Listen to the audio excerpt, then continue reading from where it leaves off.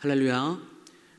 참 어렵고 힘든 상황임에도 불구하고 이렇게 현장에서 그리고 또 온라인으로 함께 예배의 자리에 나오셔서 또 말씀을 듣고 또 하나님께 기도의 자리로 나오신 우리 모든 성도님들을 환영하고 축복합니다. 오늘 말씀을 통해서 하나님의 은혜가 경험되어 줄 수 있으면 좋겠고요. 그리고 기도를 통해서 우리가 주님께 올려드리는 모든 기도가 응답되어지는 귀하고 복된 시간이 될 수 있기를 간절히 소망합니다.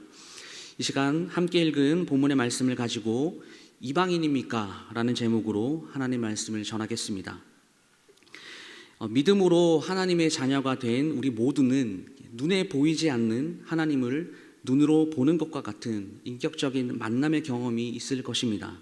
이것을 우리말로 이게 첫사랑의 경험이라고 이야기를 하죠. 그 은혜의 경험이 우리가 세상에 속해 있으나 세상에 속하지 않은 그리스도인으로 살아갈 수 있도록 힘을 주고 능력을 줍니다.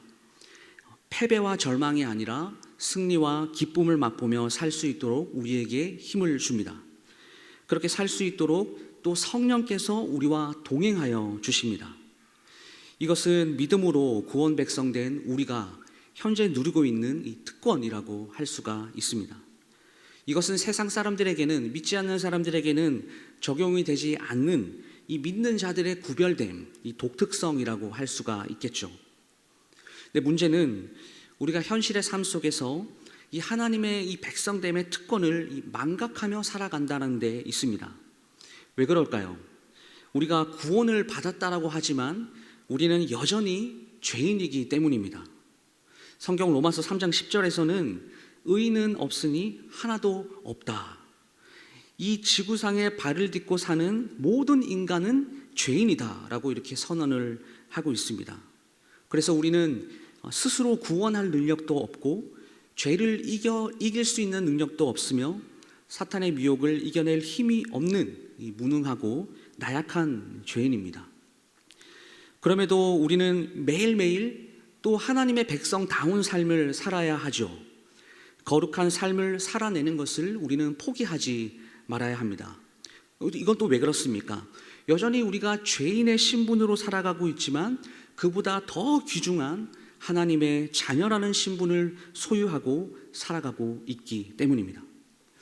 그러므로 우리는 오늘의 삶을 살면서 이 하나님 백성됨의 특권을 망각해서는 안 됩니다. 늘 하나님을 기억하고 하나님께서 우리를 구원 백성 삼으시기 위해서 어떤 대가를 지불하셨는지 우리는 늘 묵상해야 하는 것이죠. 그러려면요, 먼저는 우리가 본래에 어떤 존재였는지 이것을 우리가 반드시 알아야 합니다. 사랑하는 성도 여러분, 우리가 어떤 존재였습니까? 우리는 이방인이었습니다. 그래서 여전히 죄의 종노릇하며 죽음 이후에 지옥이라는 하나님의 심판만을 남겨둔 이 절망적인 상태. 그런데 하나님은 이 죄로 인해서 심판받아 마땅한 우리 이방인들에게도 관심을 가지시고 그 심판과 절망 가운데서 우리를 건져주셨고 하나님의 백성의 신분으로 우리를 당당히 세워주셨습니다. 여러분, 이것이 정말 말로 설명할 수 없는 놀라운 은혜 아닙니까? 우리가 평생을 하나님께 감사와 찬송을 올려드리는 삶을 살아도 이 은혜를 어찌 다 갚을 수 있겠습니까? 그런데 어찌 우리가 이런 은혜를 받았음에도 불구하고 여전히 우리의 삶 가운데서 죄의 종노릇하며 살아갈 수가 있겠습니까? 절대 그럴 수 없는 것이죠. 그러니까 이런 차원에서 오늘 본문은 우리의 정체성에 대해서 참 많은 고민을 던져주는 본문이다라고 이야기할 수 있습니다. 우리 함께 말씀을 살피면서 하나님 앞에서 우리가 어떤 존재인지를 다시 발견하길 원합니다. 그래서 앞으로 남은 우리의 이 땅에서의 삶 가운데서 하나님께서는 과연 우리를 어떻게 살아가길 원하시는지를 발견하는 귀하고 복된 시간 될 수 있기를 간절히 소망합니다. 먼저 우리가 오늘 본문을 좀 자세히 살피도록 하겠습니다. 11절 말씀을 함께 보시면요, 그러므로 생각하라. 너희는 그때의 육체로는 이방인이요 손으로 육체에 행한 할례를 받은 무리라 칭하는 자들로부터 할례를 받지 않는 무리라 칭함을 받은 자들이라 라고 기록합니다. 오늘 본문의 시작이 그러므로 생각하라 라고 시작을 하고 있습니다. 근데 이것은 이 앞선 1절에서 10절까지의 본문을 받고 있는데 그 전에 어떤 이야기를 했냐면 유대인이든 이방인이든 모든 하나님께서 창조하신 인간이기 때문에 차별이 없다, 차별하지 말아라, 이런 내용들이, 이런 이야기가 전제가 되어 있습니다. 여기서 생각하라 라고 되어 있는데요, 이 헬라어 원문 단어가 사실은 생각하라 라기보다는 좀 기억하라, 이것이 조금 더 정확한 의미를 전달해 주는 것 같습니다. 바울이 여기서 에베소 교회 성도들에게 무엇을 생각하라 라고 명령하는 것일까요? 무엇을 기억하라고 지금 이야기하고 있는 것입니까? 바로 에베소 교회 그 이방인 성도들의 과거와 현재의 신분의 차이를 기억하라 라고 하는 것입니다. 그래서 과거에, 이것은 예수님을 믿기 이전을 말하는 것이겠죠. 에베소 교회 이방인 성도들은 육체로 이방인이었고 할례를 받지 않은 사람이었습니다. 그런데 여기서도 우리가 잘 생각해 보면 그냥 단순하게 너희가 이방인이었어 라고 이렇게 말을 해도 그 의미가 참 잘 전달되는 것 같은데, 그 이방인이었다, 그 앞에 육체로는 이라는 단어를 덧붙여 놓았습니다. 이것은 이방인들의 그 본래 죄인의 상태를 좀 더 강조하는 표현입니다. 우리식으로 말을 하면 너희들은 본래 진짜 엄청나게 나쁜 사람이었어, 이 정도쯤 되는 표현입니다. 왜냐하면 성경에서 이 육체라고 하는 단어는요, 좀 어떻게 보면 부정적인 의미로 좀 더 많이 사용이 되기 때문이에요. 그러니까 타락한 인격체의 어떤 습성이나 성향, 죄를 짓는 주체, 그래서 이러한 죄의 습성을 가지고 있는 인간이 얼마나 나쁜 인간들인지 이 육체로라는 단어를 덧붙여 놓음으로써 강조를 하고 있습니다. 그리고 할례, 이 할례는요, 사람들의 부정함을 제거하기 위해서 거행되는 의식이었습니다. 그래서 우리가 할례의 의미를 우리가 잘 한번 생각을 해봐야 되는데요, 아담 이후에 모든 인간들은 이 원죄를 가지고 태어납니다. 그래서 우리가 가지고 있는 이 죄의 성향들을 잘라버리지 않고서는 하나님 앞에서 거룩해지거나 순결해질 수 없다라는 것을 알기 위해서 하나님께서 직접 인간들에게 명령하신 율법이에요. 그래서 칼빈은요, 이 할례라는 것을 이렇게 말을 합니다. 우리가 세례를 통하여 날 때부터 지니고 있던 모든 것들을 포기하도록 가르침을 받듯이 그 당시의 할례 역시 사람들이 자기 자신의 본성을 포기할 때까지 그들이 얼마나 더럽고 혐오스러운가를 보이기 위한 하나의 증거였다, 이렇게 이 할례를 주석했습니다. 그러니까 이 할례는 절대 유대인들이 아브라함의 후손이다, 하나님의 백성이 되었다는 어떤 육체의 증표로 자랑할 수가 없는 것이죠. 오히려 할례를 받았다는 것은 더 겸손해져야 되는 그러한 거룩한 의식입니다. 그런데 유대인들은 이 할례가 가진 이 본래의 의미를 상실한 채 오히려 이방인들을 핍박하고 정죄하고 판단하는 도구로 이 할례를 사용했다라는 것이죠. 어쨌든 사도 바울이 이 본문에서 이방인들에게 할례 받지 않은 무리라 칭함을 받은 자라고 할 때는 그 의미가 이렇습니다. 할례라는 것은 택함 받지 않은 이방인들에게는 하나님께 가까이 갈 수 없는, 가치 없는 존재이고, 하나님께서는 이방인들을 믿는 자들의 무리 속에서 받아주지 않으셨다. 이 본문의 표현은 바로 이 사실을 드러내고 있는 것입니다. 뿐만 아닙니다. 12절을 한번 보시면요, 그때 너희는 그리스도 밖에 있었고 이스라엘 나라 밖의 사람이라. 약속의 언약들에 대하여는 외인이요 세상에서 소망이 없고 하나님도 없는 자이더니. 바울은 이 할례 받지 않는 과거 이방인들이 이 어떤 상태에 놓여져 있었는지를 좀 더 자세하게 오늘 본문에서 설명하고 있습니다. 과거에 그들은요, 그리스도 밖에 있던 사람이었습니다. 이게 무슨 말일까요? 지금 우리는, 여기 앉아 계신 우리 모두는 예수 그리스도가 세상의 빛이시고 말씀 그 자체이시고 예수님이 우리의 구속주이시고 생명이라는 사실을 알고 있죠. 그런데 과거에는 우리가 이걸 몰랐습니다.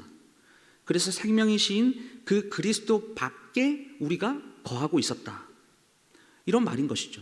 그래서 이 말은요, 이방인들이 예수님의 관심 밖에 있었던 사람이다라는 의미입니다. 다시 말해 구원과 전혀 관계가 없었다라는 말이에요. 그래서 과거 우리 안에는 철저하게 이 죄 때문에 사악함과 멸망만이 남아 있었다. 그러므로 과거 우리는 내가 주인이 되어서 내 의지와 내 뜻대로만 사는 사람이었다. 그런 의미입니다. 사랑하는 성도 여러분, 그러므로 우리는 이 예수 그리스도 안에서가 아니면 생명도, 육적, 영적 건강도, 의로움도 그 외에 우리에게 허락될 수 있는 그 어떤 것도 소유할 수 없는 무능력한 인간임을 우리는 기억해야 합니다.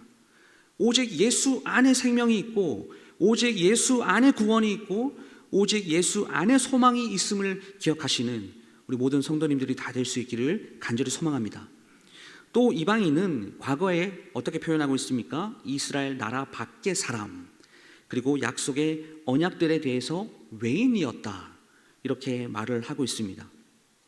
이 언약이라고 하는 것은 구약의 세계관에서는 너무나 중요한 단어이죠. 이것은 하나님이 유대인들을 개개인적으로 은밀하게 불러내신 것이 아니라 이스라엘 민족과 공개적으로 아주 엄숙한 절차를 거쳐서 하나님의 자녀로 부르셨다라는 것을 말하고요. 그리고 유대인 이외의 나머지 모든 세상은 그 인간이 본래 가야 하는 그 저주 아래에 내버려 두셨다라는 것과 동일합니다. 다시 말해서 하나님께서 유대인들을 자신의 자녀로 삼으시고 그들의 아버지, 구주가 되시겠다라고 언약을 하셨을 때는 그것은 곧 이방인들은 버리셨고 하나님의 자녀가 되는 은혜를 이방인들에게는 미치지 못하게 하시겠다라고 선언하셨던 것이죠. 그러니 자연스럽게 이방인들은 어떻습니까?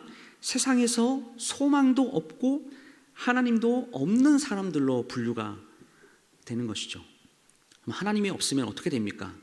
우리 인간은 죄인이잖아요. 그래서 죄성이 더욱더 실제적으로 우리의 삶 속에서 드러나죠. 모든 선에 대해서 반역하고 하나님을 대항하게 됩니다. 여기 앉아있는 우리 모두도 사실상 과거에는 이러한 신분으로 살았습니다. 예수님의 구원 밖에 있었던 사람, 언약 밖에 있던 자들, 그래서 죽음 이후에 하나님의 영원한 심판을 받아 영원히 죽지 않는 지옥에 떨어져야만 하는 절망적인 상태에 우리가 놓여져 있었다라는 것입니다. 그런데 13절 말씀을 보십시오. 이렇게 아무런 소망 없던 우리 인간들에게 반전이 일어납니다. 이제는 전에 멀리 있던 너희가 예수 그리스도 안에서 그리스도의 피로 가까워졌느니라. 이방인인 우리에게도 이런 신분의 변화가 생겼다라고 말을 하고 있습니다. 과거에는 하나님과 아무런 상관이 없었던 사람들이었는데 이제는 하나님과 가까워졌다. 너희들이 이제는 하나님의 언약 백성이 되었다.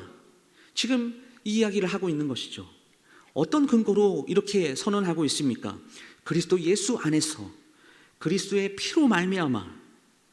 바울은 이방인들에게 이제는 너희들이 그 예수 그리스도의 십자가의 대속적 죽음으로 인해서 하나님과 가까워졌다. 이제는 너희들이 하나님의 언약 백성이 되었다라고 이렇게 선언을 하고 있는 것입니다. 사랑하는 여러분, 우리도 이처럼 예수 안에 거하는 사람이 되었습니다. 그리스도의 피로 말미암아서 더 이상 하나님과 상관없는 외인이 아니라 그리스도 안에 거하며 그리스도 안에 머무는 그분의 자녀가 되었다라는 사실이죠. 이것이 얼마나 우리에게 큰 은혜인지 오늘 우리는 다시 한번 묵상을 해보아야 합니다. 우리가 살면서 이 어려운 일을 당했는데요, 누군가의 도움을 받아서 그 어려움을 해결을 할 수 있었다면 그 어려움을 해결해 준 그 사람에게 어떤 마음을 가지시겠습니까? 당연히 우리가 감사하는 마음을 가지겠죠. 하물며 하나님께서 우리를 자녀 삼으신 것은요, 그냥 단순하게 약간의 어려운 일을 해결해 주신 그 정도의 차원이 아닙니다. 이것은 지옥에서부터 끌어내 주신 일이다라고 하는 것이죠. 왜 이렇게 하셨을까요? 단순히 우리가 이 땅에서 주님께서 우리에게 주시는 그 은혜들을 즐기면서 살기 위함이 아니라 우리를 천국에까지 올려주시기 위해서, 그 천국을 소망하며 이 땅에서 살아가게 하시기 위해서 우리를 구원 백성 삼아 주셨다라는 사실을 우리는 기억해야 됩니다. 사랑하는 성도 여러분, 우리가 이방인의 신분으로 하나님의 자녀가 될 수 있었다라는 것은요, 말로 형용할 수 없는 큰 은혜입니다. 여러분 믿으십니까? 우리 모두가 다 아멘이십니까? 그러므로 기억해야 합니다. 우리는 존재적인 측면에서 망각해서는 안 되는 너무나 중요한 것이 있다라는 것을 말입니다. 비록 우리가 지금 이 세상 속에서 많은 것들을 누리며 살고 있고 가치 있다라고 하는 것들을 지니고 사는 것 같아 보여도 우리는 본래 하나님께는 낯선 사람이었고 하나님으로부터 철저히 끊어짐을 받은 자들이었기 때문에 우리는 반드시 멸망을 향하여 달려나가는 이 폭주기관차에 탑승한 사람이었다라는 사실을 우리가 잊지 말아야 됩니다. 늘 기억해야 됩니다. 그리고 19절 말씀 보십시오. 그러므로 이제부터 너희는 외인도 아니요 나그네도 아니요 오직 성도들과 동일한 시민이요 하나님의 권속이라, 이렇게 선언합니다. 계속해서 바울이 이 그리스도의 사역을 통해서 하나님의 자녀가 된 그 이방인들의 신분 변화에 대해서 이야기를 하고 있음을 보게 됩니다. 이것은 이방인들은 이 믿음으로 말미암아 구원을 받았다라고 하는 2장 8절에서 9절까지의 말씀을 좀 더 확장시키고 있다라고 말씀을 드릴 수 있습니다.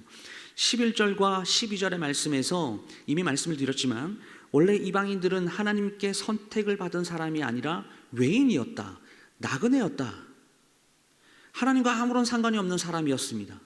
그런 그들이 그리스도의 사역으로 구원을 선물로 받게 되었을 때에 이제 이방인들은 더 이상 하나님과 상관이 없는 사람이 아니라 그 유대인 성도들과 먼저 율법을 받아 하나님의 백성으로 택함받은 그 성도들과 동일한 시민이요 하나님의 권속이 되었다라고 말을 하고 있는 것이죠.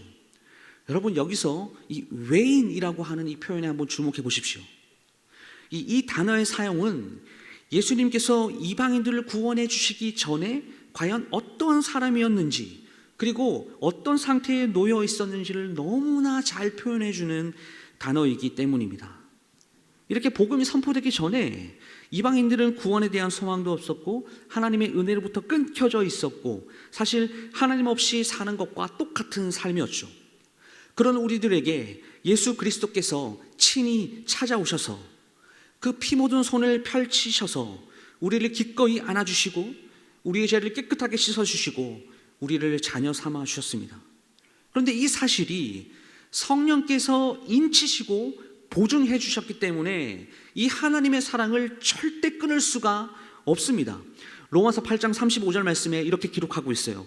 누가 우리를 그리스도의 사랑에서 끊으리요? 라고 이렇게 말을 하고 있고 39절 말씀에서는 우리를 우리 주 그리스도 예수 안에 있는 하나님의 사랑에서 끊을 수 없으리라 라고 이렇게 선언하고 있습니다.